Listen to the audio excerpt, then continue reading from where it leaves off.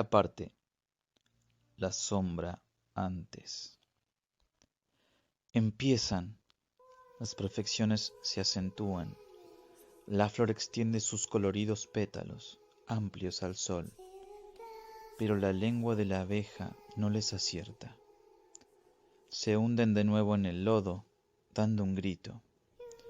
Puede decirse que es un grito que repta sobre ellos, un estremecimiento mientras se marchitan y se esfuman. William Carlos Williams Patterson, nacido en una ciudad de muertos, Bruce Springsteen. Después de la inundación, 1957.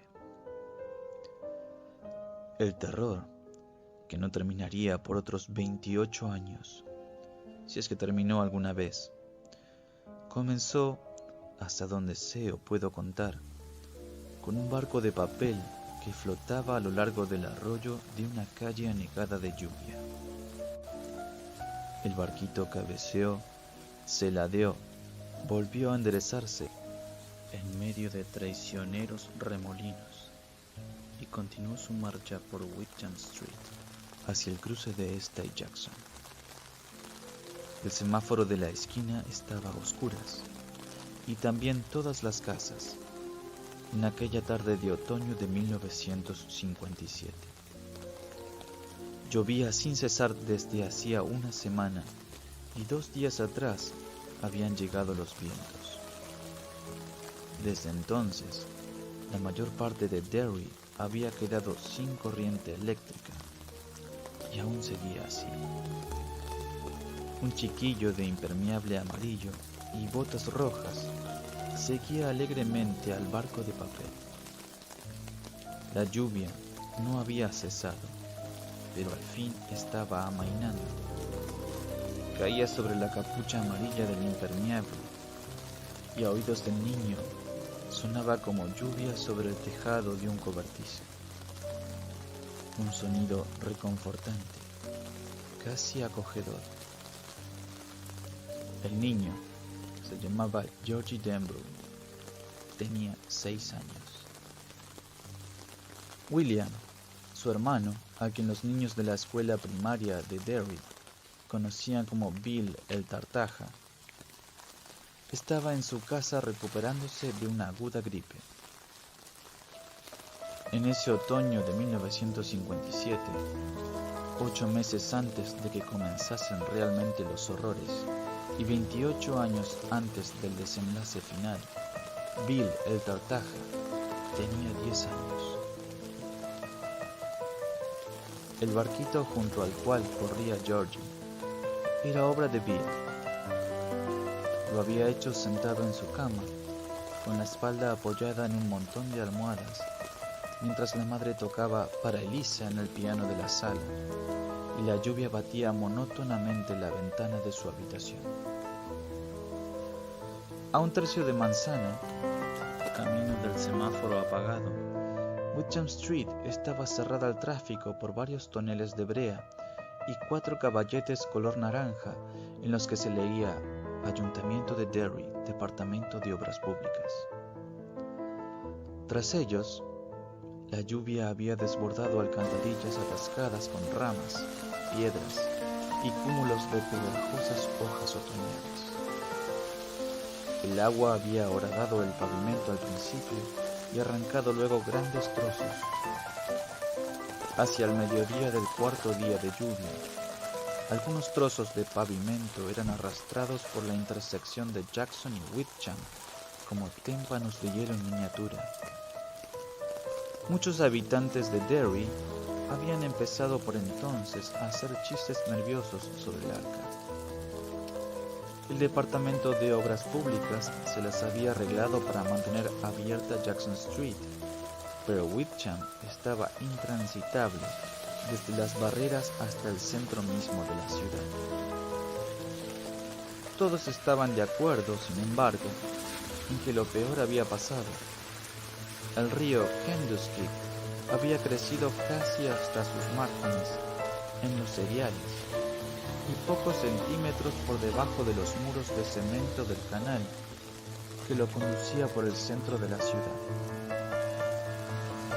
En esos momentos, un grupo de hombres, entre ellos Zack Denbrough, el padre de Georgie y Bill, estaba retirando los sacos de arena que habían lanzado el día anterior con aterrorizada prisa. Un día antes, la inundación y los costosos daños parecían casi inevitables. Bien sabía Dios que ya había ocurrido anteriormente. La inundación de 1931 había sido un desastre, con un costo de millones de dólares y de más de 20 vidas. De aquello hacía ya mucho tiempo, pero aún quedaba gente por ahí que lo recordaba para asustar al resto. Una de las víctimas de la inundación había sido hallada en Bucksport, a unos 40 kilómetros de distancia. Los peces le habían comido los ojos, 3 dedos, el pene y la mayor parte del pie izquierdo. Agarrado por lo que restaba de sus manos, había aparecido el volante de un Ford. Ahora, sin embargo, el río estaba retrocediendo, y cuando se elevara la nueva presa hidráulica de Bangor, corriente arriba, dejaría de ser una amenaza. Al menos eso decía Zack Denbrough, que trabajaba en Hidroeléctrica Bangor.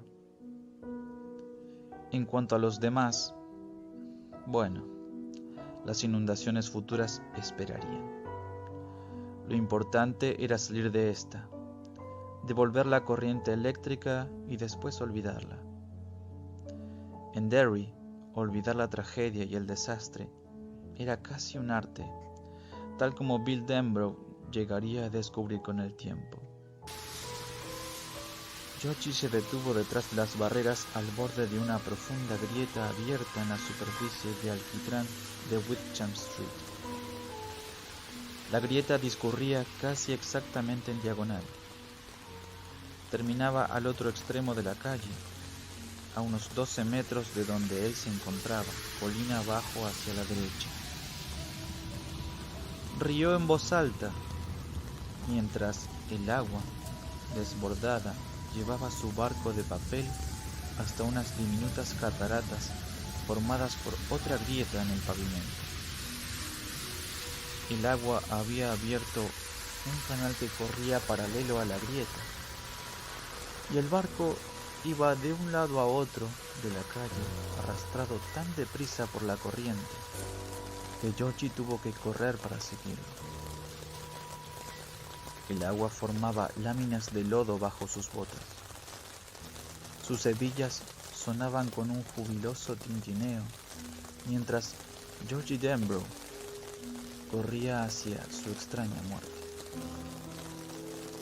Y el sentimiento que lo colmaba en ese momento era, simplemente, amor hacia su hermano. Amor y también cierta tristeza, porque Bill no podía estar allí para ver aquello. Claro que él trataría de contárselo cuando volviese a casa, pero sabía que jamás conseguiría que Bill lo viese tal como éste sí lo hubiese conseguido. Bill destacaba en lectura y redacción, pero aún a su edad, Georgie tenía capacidad suficiente para comprender que no solo por eso obtenía Bill las mejores notas. Tampoco era el único motivo de que a los maestros les gustaran tanto sus composiciones. La forma de contar era solo una parte del asunto. Bill sabía ver. El barquito solo era una página arrancada de la sección de anuncios clasificados del News de Derry, pero Georgie lo imaginaba como una torpedera en una película de guerra, de las que él y Bill solían ver en el cine Derry, en las matinés de los sábados. Una película de guerra en la que John Wayne luchaba contra los japoneses. La proa del barco levantaba olas a cada lado, mientras seguía su precipitado curso hacia la cuneta del lado izquierdo de la calle. En ese punto, un nuevo arroyuelo corría sobre la grieta abierta en el pavimento, creando un remolino bastante grande. Georgie pensó que el barco se iría a pique. Escoró de modo alarmante, pero luego se enderezó, giró y navegó rápidamente hacia la intersección. Georgie lanzó gritos de júbilo y corrió para alcanzarlo. Sobre su cabeza, una torva ráfaga de viento otoñal hizo silbar los árboles, casi completamente liberados de sus hojas a causa de la tormenta, que ese año había sido un segador implacable. Incorporado en la cama, con las mejillas aún sonrojadas, pero con la fiebre retirándose finalmente, Bill había terminado el bote, pero cuando Georgie intentó tomarlo, Bill lo puso fuera de su alcance. Ahora tráeme la parafina. ¿Qué es eso? ¿Dónde está? Está en el estante del sótano. Al bajar, Dijo Bill. en una caja que dice Gulf. Tráeme eso junto con un cuchillo y un cuenco. Y una caja de fósforos. Georgie fue en busca de esas cosas. Oyó que su madre seguía tocando el piano, pero ya no era para Elisa, sino algo que no le gustaba tanto, algo que sonaba seco y alborotado. Oyó la lluvia azotando las ventanas de la cocina. Ese sonido era reconfortante, pero no así la idea de bajar al sótano. No le gustaba el sótano, ni le gustaba bajar por sus escaleras, porque siempre imaginaba que allí abajo, en la oscuridad, había algo. Era una tontería, por supuesto. Lo decía su padre, lo decía su madre, y, aún más importante, lo decía Bill. Pero aún así, no le gustaba siquiera abrir la puerta para encender la luz, porque temía, era algo tan estúpido, que no se atrevía a contárselo a nadie, que, mientras tanteaba en busca del interruptor, una garra espantosa se posara sobre su muñeca y lo arrebatara hacia esa oscuridad que olía a suciedad, humedad y hortalizas podridas. ¡Qué estupidez! No existían monstruos con garras peludas y llenos de furia asesina. De vez en cuando alguien se volvía loco y mataba a mucha gente. A veces Chet Hudley contaba cosas de esas en el informativo de la noche. Y también estaban los comunistas, por supuesto, pero ningún monstruo horripilante vivía en el sótano. No obstante, la idea persistía. En aquellos momentos interminables, mientras buscaba a tientas la llave de la luz con la mano derecha, el brazo izquierdo se aferraba con fuerza a la jamba de la puerta. El olor a sótano parecía intensificarse hasta llenar el mundo entero. Los olores a suciedad, humedad y hortalizas podridas se mezclaban en un olor inconfundible e ineludible, el del monstruo, la apoteosis de todos los monstruos. Era el olor de algo que él no sabía nombrar, el olor de eso, agazapado al acecho y listo para saltar. Una criatura capaz de comer cualquier cosa, pero especialmente hambrienta de carne de niño. Aquella mañana abrió la puerta para tantear interminablemente en busca del interruptor, sujetando el marco de la puerta con la fuerza de siempre, los ojos apretados, la punta de la lengua asomando por la comisura de los labios, como una raicilla agonizante buscando agua en un sitio de sequía. ¿Gracioso? Claro. Mira, Georgie. Georgie le tiene miedo a la oscuridad. Vaya tonto.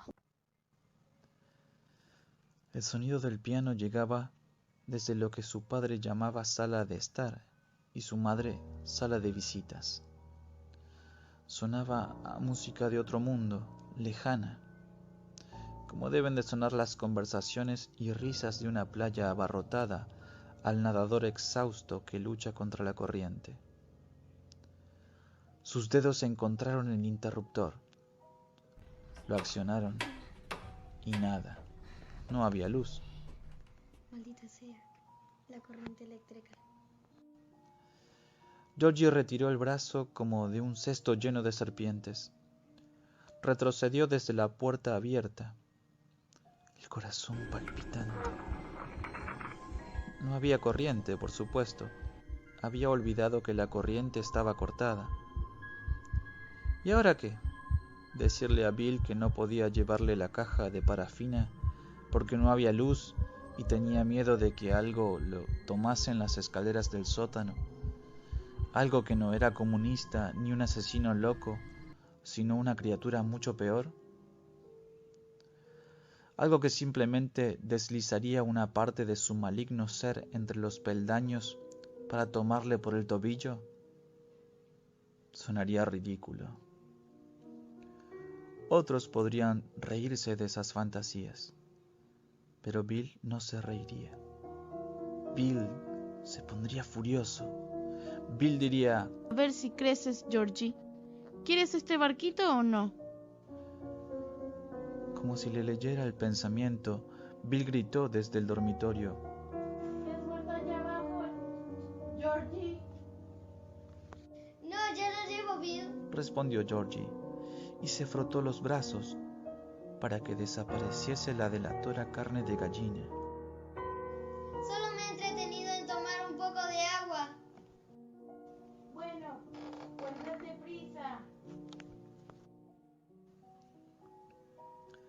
Apenas Georgie bajó los 4 escalones que faltaban para llegar al estante del sótano, el corazón martillándole en su garganta, el vello de la nuca erizado, los ojos ardiendo, las manos heladas y la seguridad de que, en cualquier momento, la puerta del sótano se cerraría dejándole a oscuras, y entonces oiría a eso.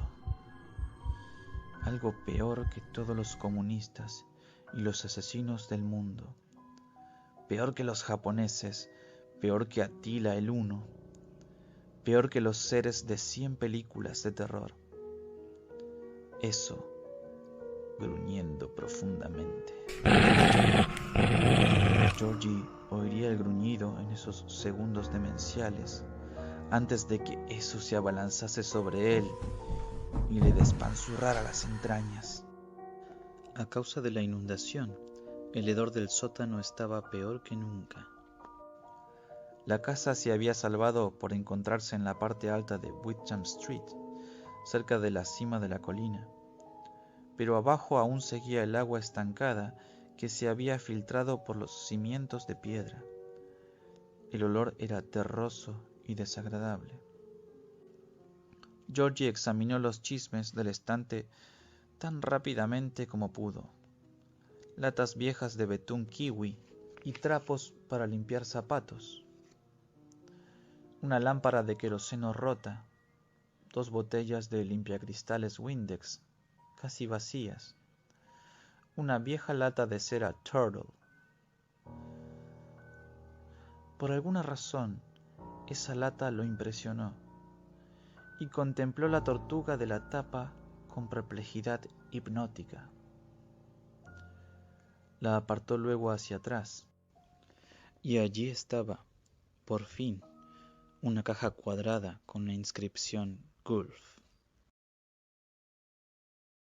Georgie corrió escaleras arriba tan rápido como pudo, dándose cuenta de que llevaba salidos los faldones de la camisa y de que esos faldones serían su perdición. La cosa del sótano le permitiría llegar casi hasta arriba, y entonces lo tomaría por el faldón de la camisa y tiraría hacia atrás y... Llegó a la cocina y cerró la puerta de un portazo. Georgie se apoyó contra ella, con los ojos cerrados. la frente y los brazos cubiertos de sudor, sosteniendo la caja de parafina en una mano. Oyó la voz de su madre. Georgie, ¿podrías golpear la puerta un poco más la próxima vez? Incluso podrías romper los platos del aparador. Disculpa, mamá. Georgie, soy inútil. Llamó Bill desde su dormitorio, con entonación grave, para que la madre no lo oyese. Georgie rió. El miedo había desaparecido. Se había desprendido de él tan fácilmente como una pesadilla se desprende del hombre que despierta con la piel fría y el aliento agitado palpándose el cuerpo y mirando alrededor para asegurarse de que nada ha ocurrido en realidad. Olvida la mitad cuando sus pies tocan el suelo, las 3/4 partes cuando sale de la ducha y comienza a secarse con la toalla, y la totalidad cuando termina el desayuno, desaparecida por completo. Hasta la próxima vez, cuando en el puño de la pesadilla todos los miedos volverán a recordarse. Esa tortuga. Pensó Georgie acercándose al cajón donde se guardaban los fósforos, ¿Dónde he visto una tortuga así? pero no lo recordó. Sacó una caja de cerillas del cajón, un cuchillo del escurridor, sosteniendo el filo lejos de su cuerpo, como le había enseñado su padre, y un pequeño bol del aparador.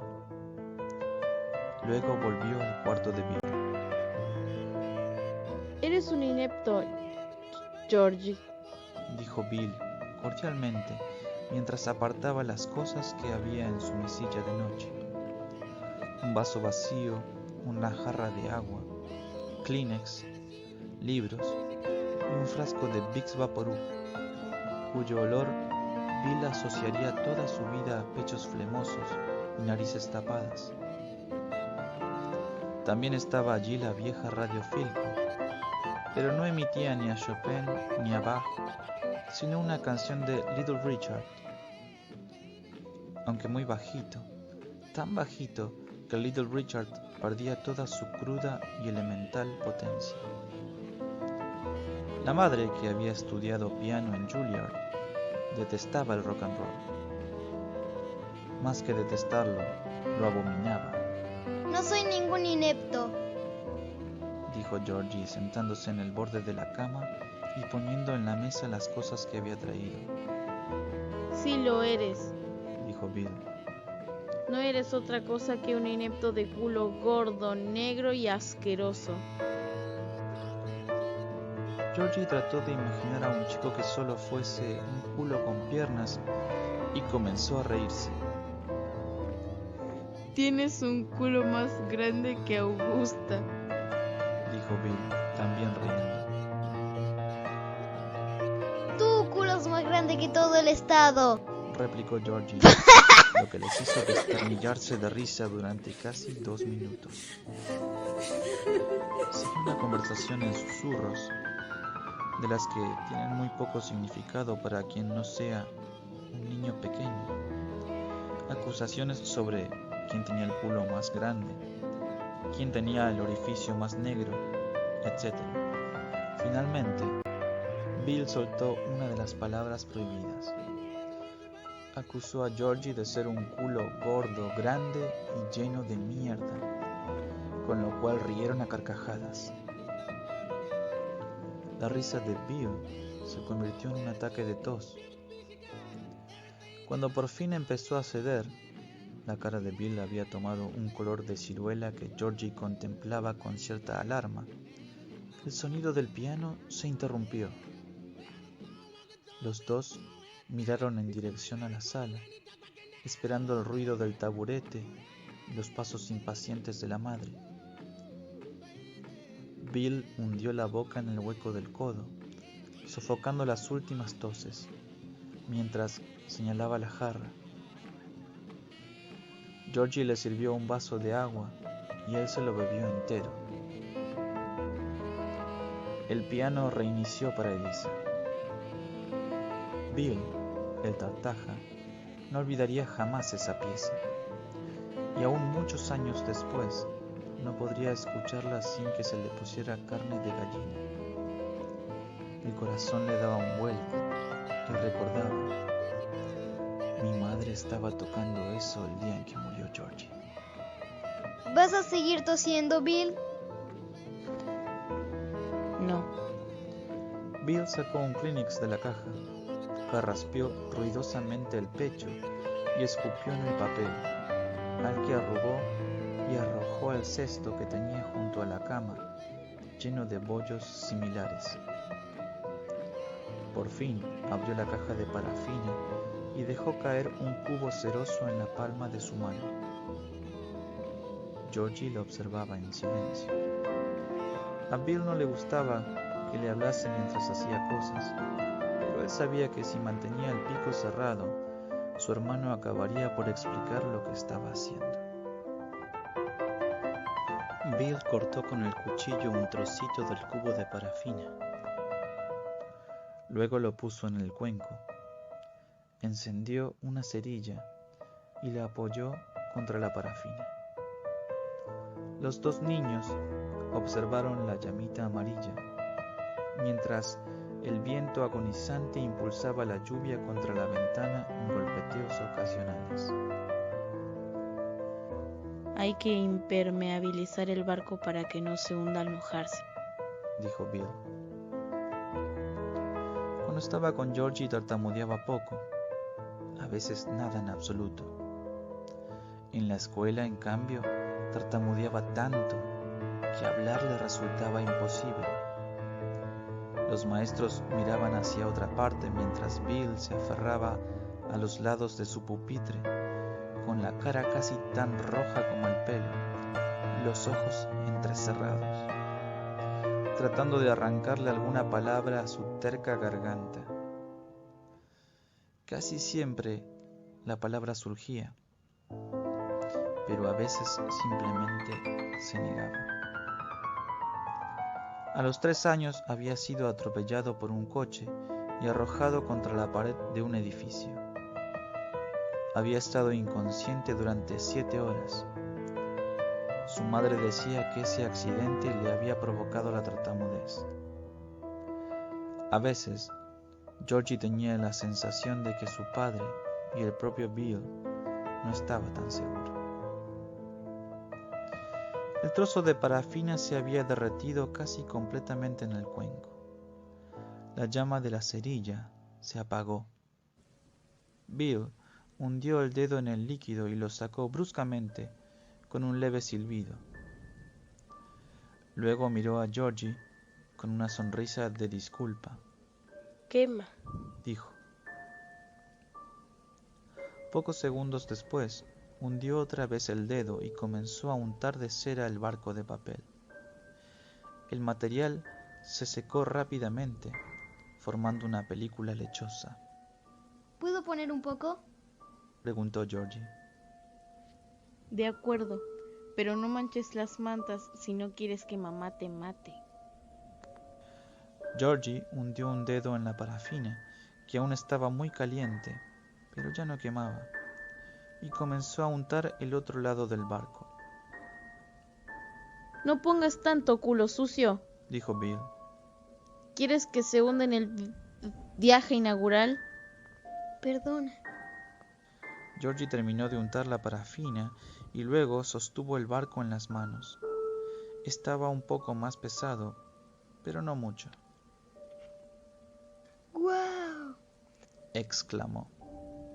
Voy a salir para hacerlo navegar. Sí, ve. Dijo Bill.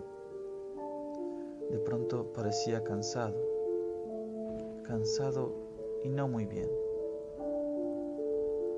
Me gustaría que vinieras. Dijo Georgie. Le hubiese gustado de veras. Bill a veces se ponía mandón al cabo de un rato, pero siempre tenía ideas estupendas. En realidad, el barco es tuyo. A mí también me gustaría ir. Dijo Bill, sombrío. Ya. Georgie cambió el peso del cuerpo de un pie al otro, con el barco en la mano. Ponte el impermeable y las botas, advirtió el mayor. si no quieres pescar una gripe como la mía. Casi seguro que la pescas de todos modos, por mis gérmenes. Gracias, Bill. Es un barco muy bonito. Y entonces hizo algo que no había hecho hacía tiempo, algo que Bill jamás olvidaría. Besó a su hermano en la mejilla. Ahora sí la vas a pescar, culo sucio. Dijo Bill más animado. Sonrió. Y guarda estas cosas, si no mamá le dará un ataque. Está bien. Georgie lo recogió todo y cruzó la habitación con el bote precariamente encaramado a la caja de parafina que iba dentro del bol. Georgie, Georgie se volvió para mirar a su hermano. ten cuidado. Descuida. Frunció el entrecejo. Eso era algo que decían las madres, no los hermanos mayores. Resultaba tan extraño como haberle dado un beso a Bill. Y salió. Bill jamás volvió a verlo. Y allí estaba, persiguiendo su barco de papel por el lado izquierdo de Witcham Street. Corría deprisa, pero el agua le ganaba y el barquito estaba sacando ventaja. Oyó un rugido y vio cómo 50 metros más adelante, colina abajo, el agua de la cuneta se precipitaba en una boca de tormenta que aún continuaba abierta. Era un largo semicírculo abierto en el bordillo de la acera, y mientras Georgie miraba, una rama desgarrada, con la corteza oscura y reluciente, se hundió en aquellas fauces. Pendió por un momento y luego se deslizó hacia el interior. Hacia allí se encaminaba su barco. Mierda. Chilló horrorizado. Forzó el paso y por un momento pareció que iba a alcanzarlo, pero Georgie resbaló y cayó despatarrado con un grito de dolor. Desde su nueva perspectiva, a la altura del pavimento, vio que el barco giraba en redondo 2 veces, atrapado en otro remolino, antes de desaparecer. Mierda y mierda. Volvió a chillar, golpeando el pavimento con el puño. Eso también le dolió, y se echó a sollozar. ¡Qué manera tan estúpida de perder el barco! Se dirigió hacia la boca de tormenta y allí se dejó caer de rodillas para mirar el interior. El agua hacía un ruido hueco al caer en la oscuridad. Ese sonido le dio escalofríos. Hacía pensar en... ¿Eh? exclamó de pronto y retrocedió. Allí adentro había unos ojos amarillos. Ese tipo de ojos que él siempre imaginaba, sin verlos nunca, en la oscuridad del sótano. Es un animal. Pensó. Eso es todo. Un animal. A lo mejor un gato que quedó atrapado. De todos modos, estaba por echar a correr a causa del espanto que le produjeron aquellos ojos amarillos y brillantes. Sintió la áspera superficie del pavimento bajo los dedos y el agua fría que corría alrededor. Se vio a sí mismo levantándose y retrocediendo. Y fue entonces cuando una voz razonable y bastante simpática, le habló desde dentro de la boca de tormenta. Hola, Georgie. Georgie parpadeó y volvió a mirar.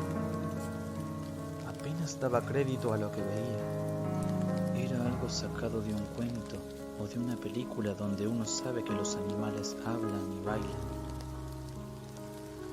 Si hubiera tenido 10 años más, no habría creído en lo que estaba viendo. Pero no tenía 16 años, sino 6. En la boca de tormenta había un payaso. La luz era suficiente para que Georgie Denbrough estuviese seguro de lo que veía. Era un payaso, como en el circo o en la tele. Parecía una mezcla de Bowser y Clarabelle, el que hablaba haciendo sonar su bocina en Howdy Doody los sábados por la mañana. Buffalo Bob era el único que entendía a Clarabelle, y eso siempre hacía reír a Georgie. La cara del payaso metido en la boca de Tormenta era blanca. Tenía cómicos mechones de pelo rojo a cada lado de la calva y una gran sonrisa de payaso pintada alrededor de la boca. Si Georgie hubiese vivido años después, habría pensado en Ronald McDonald antes que en Bowser o en Clarabelle. El payaso sostenía en una mano un manojo de globos de colores, como tentadora fruta madura. En la otra, el barquito de papel de Georgie. ¿Quieres tu barquito, Georgie? El payaso sonreía. Georgie también sonrió, sin poder evitarlo. Sí, lo quiero. El payaso se echó a reír. Así me gusta. ¿Y un globo? ¿Quieres un globo? Bueno, sí, por supuesto. Alargó la mano, pero de inmediato la retiró. No debo tomar nada que me ofrezca un desconocido. Lo dice mi papá. Y tu papá tiene mucha razón. Replicó el payaso sonriendo. Georgie se preguntó cómo podía haber creído que sus ojos eran amarillos, si eran de un azul brillante como los de su mamá y de Bill. Muchísima razón. Ya lo creo. Por lo tanto, voy a presentarme. Georgie, soy el señor Bob Ray, también conocido como Pennywise, el payaso. Pennywise te presentó a Georgie Denbrough. Georgie te presentó a Pennywise. Ahora ya nos conocemos. Yo no soy un desconocido y tú tampoco, ¿correcto? Georgie soltó una risita. Correcto. Volvió a estirar la mano y a retirarla. ¿Cómo te has metido ahí adentro? La tormenta me trajo volando. Dijo Pennywise, el payaso. Se llevó todo el circo. ¿No sientes olor a circo, Georgie? Georgie se inclinó hacia adelante. De pronto olía cacahuates tostados y vinagre blanco del que se ponen las patatas fritas. Y olía a algodón de azúcar, a buñuelos y también a estiércol de animales salvajes.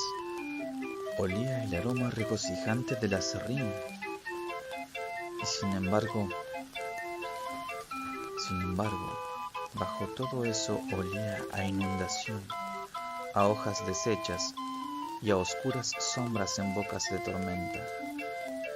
Era un olor húmedo y pútrido, el olor del sótano. Pero los otros olores eran más fuertes, Sí, lo huelo. dijo. ¿Quieres tu barquito, Georgie? Te lo pregunto otra vez porque no pareces desearlo mucho. Sí, claro. Y se lo enseñó, sonriendo. Llevaba un traje de seda abolsado con grandes botones color naranja, una corbata brillante de color azul eléctrico le caía por la pechera. En las manos llevaba grandes guantes blancos como Mickey y Donald. Sí, claro. Dijo Georgie, mirando al interior de la boca de tormenta.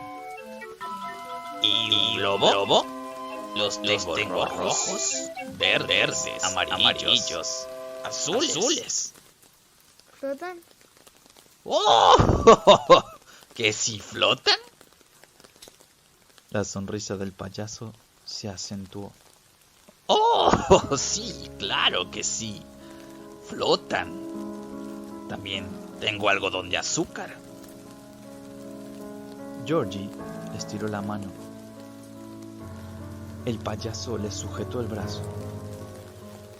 Y entonces Georgie vio cómo la cara del payaso se convertía en algo tan horripilante que lo peor que había imaginado sobre la cosa del sótano parecía un dulce sueño.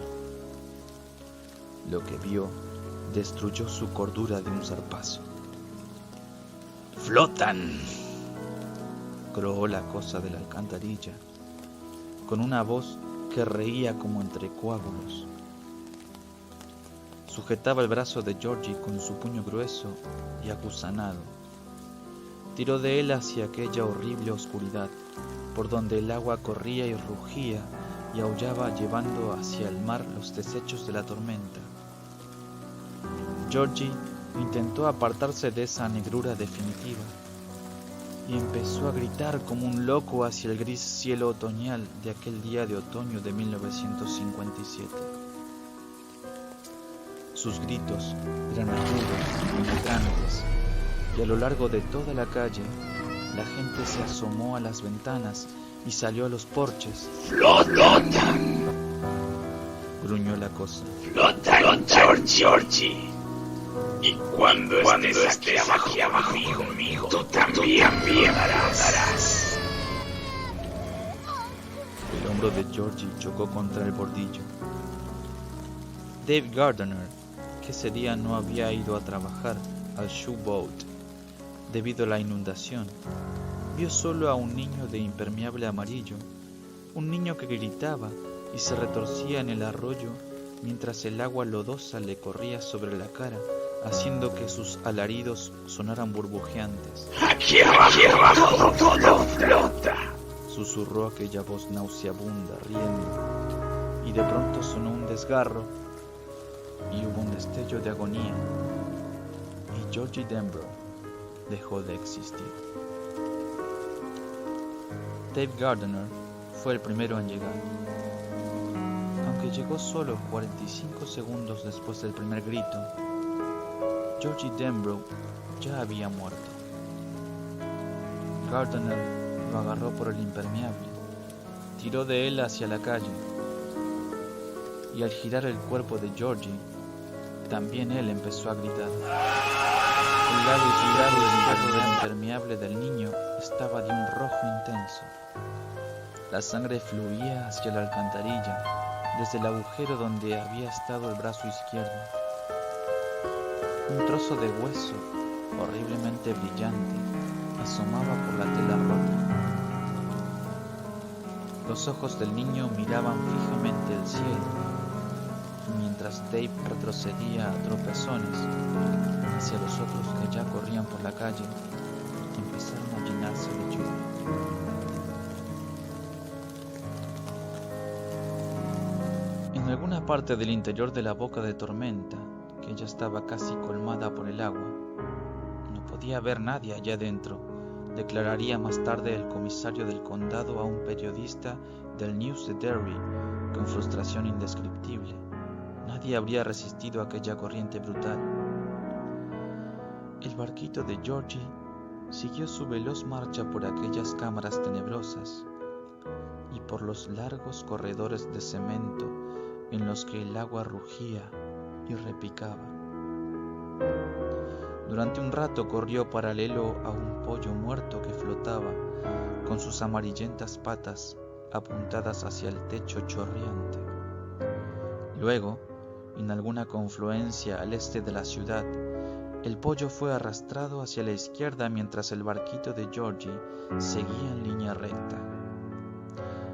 Una hora después, mientras a la madre de Georgie le administraban una dosis de sedantes en la sala de guardia del hospital, y mientras Bill el Tartaja, aturdido, pálido y silencioso en su cama, escuchaba los ásperos sollozos de su padre en la sala donde la madre había estado tocando paredes. El barquito salió por un tubo de cemento como una bala por la boca de un revólver. y navegó a toda velocidad por una zanja hasta un arroyuelo.